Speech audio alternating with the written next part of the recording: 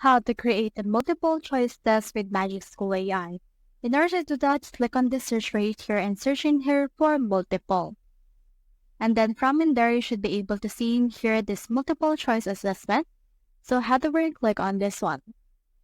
Now from in here, just put in your grade level. So for example, let's put in here year 2, and you can also put in here the number of questions. For example, let's put in here 15 questions, and you can also put in here the topic, standard text, or description of the assessment. So for example, let's put in here an actual thing about mitosis, glycolysis, and also something such as cell growth.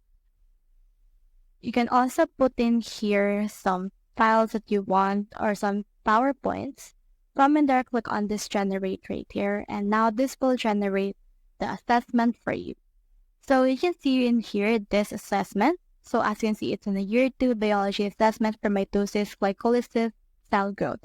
So you can see right here that we have a question as well as some multiple choice, and it's actually 1 up to the number of 15, and it will also provide you the answer key for that. So this right here is actually AI generated answers for accuracy, but it may sometimes be inaccurate for some cases. So you can head over and then copy this or export this in order to make this answerable by your students.